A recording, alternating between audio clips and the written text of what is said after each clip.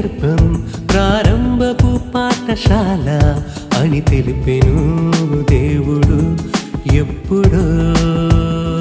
యోహాను తల్లి గర్భమందు మరియ వందనం వినగానే గంతులేసెను గర్భంలో అప్పుడే.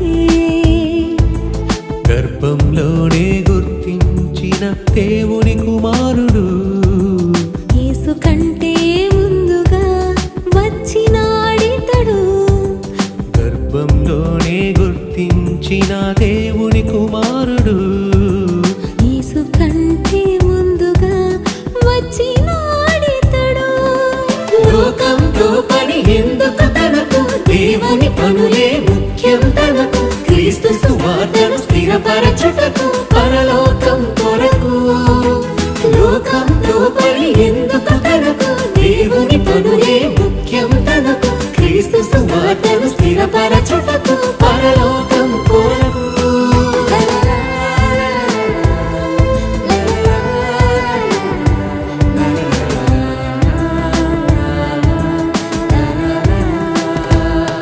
ప్రతి శిశువుకు తల్లి గర్భం ప్రారంభపు పాఠశాల అని తెలిపెను దేవుడు ఎప్పుడో.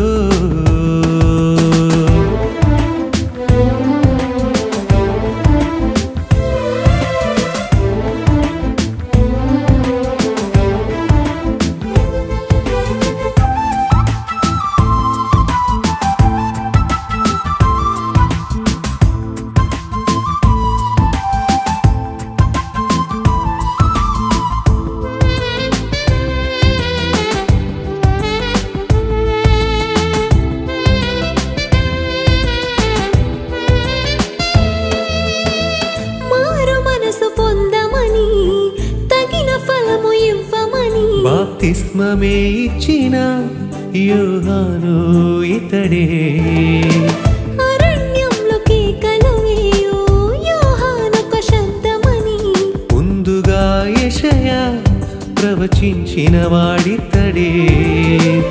తన వెనుక వచ్చిన వాడే సర్వశక్తిమంతుడని తన చెప్పుల వారును విప్పే అర్హతే తనకు లేదని. తననే తానే తగ్గించుకొని అడవిలో బ్రతుకును సహించుకొని దేవుని ఎదుటే మెప్పించుకొని ఇలా యేసుని చూపాడని. తననే తానే తగ్గించుకొని అడవిలో బ్రతుకుని సహించుకొని దేవుని ఎదుటే మెప్పించుకొని ఇలా యేసుని చూపాడని.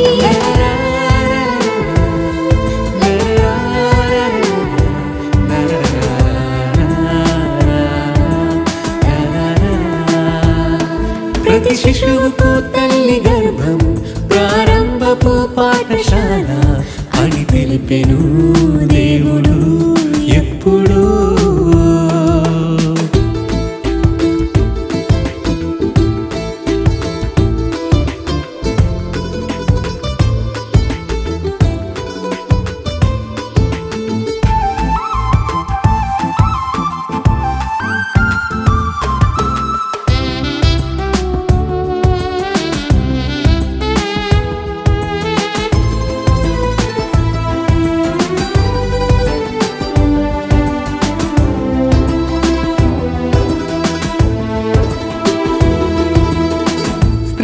కనిన వారిలో గొప్పవాడు యోహానే. ముందుగానే మార్గం సిద్ధపరచినాడు ప్రభుకే. లేఖనాలలోనివే చేయుటకు వచ్చిన వాడే. రాబోవు ఎలియా అనిపించుకొనెను ఇతడే. లోక పాపములను మోసే గొర్రె పిల్ల ఇతడే అని ప్రభువును గూర్చి సాక్ష్యమిచ్చి శిష్యులను ప్రభుతో పంపి. తండ్రుల హృదయము పిల్లల వైపుకు, పిల్లల హృదయము తండ్రుల వైపుకు, మనుషుల హృదయము దేవుని వైపుకు త్రిప్పెను చివరకు. తండ్రుల హృదయము పిల్లల వైపుకు, పిల్లల హృదయము తండ్రుల వైపుకు, మనుషుల హృదయం